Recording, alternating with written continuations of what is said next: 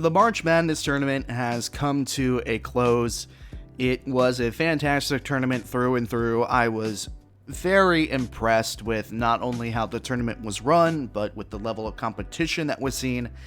And it really cemented the idea in my mind, and I've talked about it a bunch on the show, that we really did miss college basketball. The competition that March Madness brings is truly unlike any other thing in the sports world. I feel it's unique, it's exciting, and maybe it's just because I'm young and still kind of fresh out of college. I'm turning 24 tomorrow, so I kind of fresh out of college, but still, maybe it's a young person's sport, maybe it's a young man's game.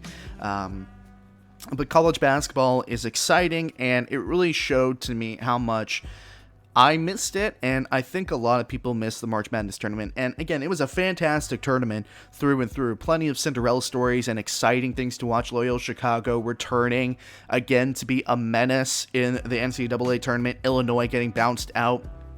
Ohio State getting bounced out. How big the Big Ten was supposed to be the big bad of this tournament, and they got their big butts whooped right out of the tournament. The Pac-12 overperformed. The Big Ten underperformed.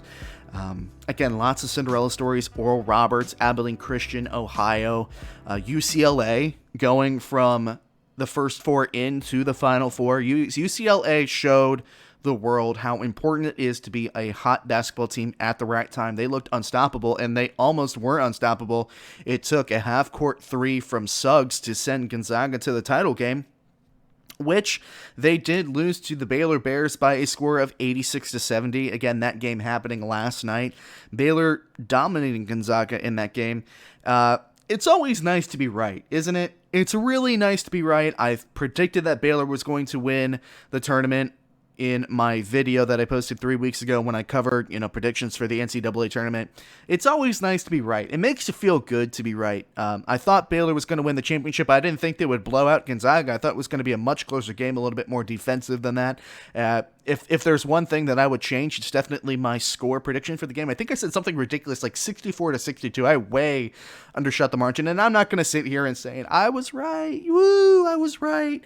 I was right that Baylor would win the championship, guys. Me giving myself a metaphorical pat on the back. It's not like I won any money, because for every place that I was right in that bracket, I was wrong in two other places. So I'm not going to sit up here and gloat, although it's absolutely nice to be right. I was expecting Baylor to win this game. I was expecting them to play Gonzaga in the championship game, but I was not expecting Baylor to be as dominant as they were. It was truly an impressive display from the word go, and I don't know necessarily if Gonzaga had a little bit of a hangover from the UCLA game. I don't want to say yes or no to that idea, because I definitely think the energy and the satisfaction of winning on a buzzer beater can definitely ruin a team's start at the beginning of the next game. I will not discredit that, but I also think that UCLA was genuinely one of the best teams in the tournament, and they were playing their best basketball at the right time, which is super important during this tournament, or during any tournament for that matter. So I don't necessarily want to give Gonzaga any excuses, but I will acknowledge that UCLA was not that good of a basketball team heading into the tournament, but obviously kicked it into gear during the tournament, and that could be almost as scary as a really good basketball team.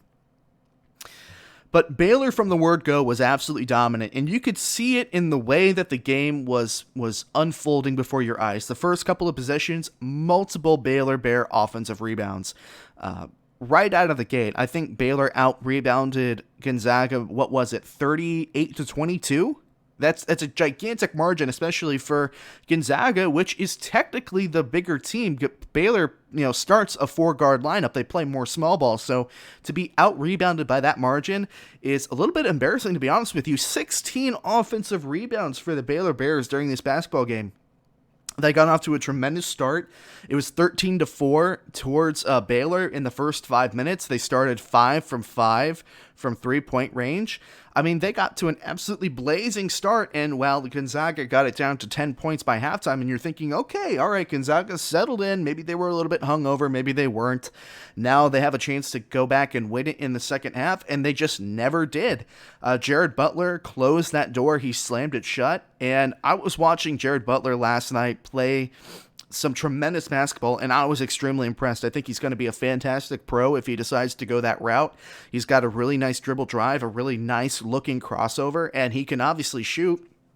The first couple of baskets coming into the second half were three-pointers from the same spot, albeit, but three-pointers by Butler that really kept the gas on for Baylor in this basketball game. And I think really Gonzaga was outplayed in pretty much every facet of the game, to be truthful.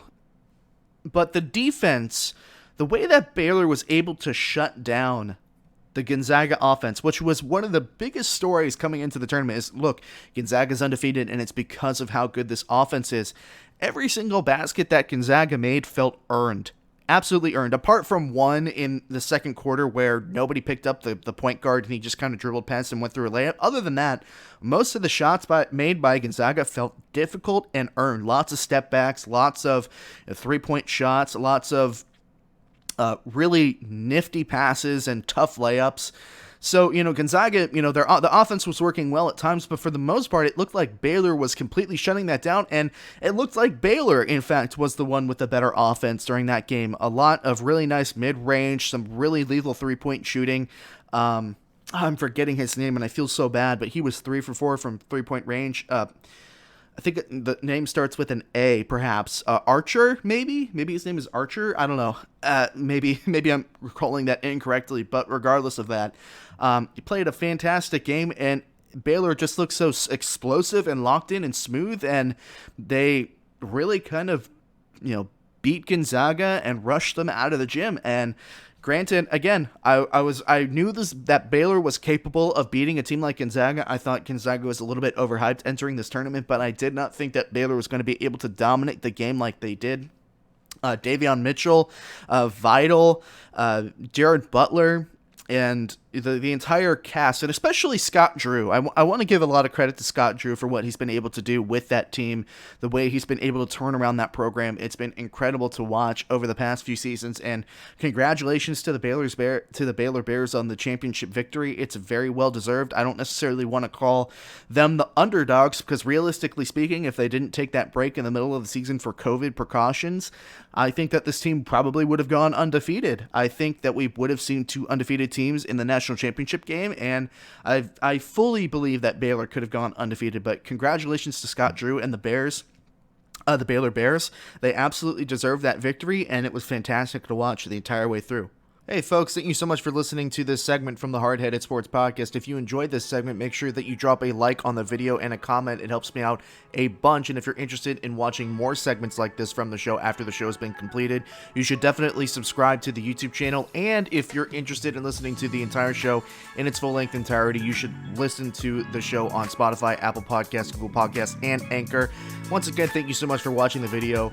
My name is Nick Ryan, and I will see you all again very soon.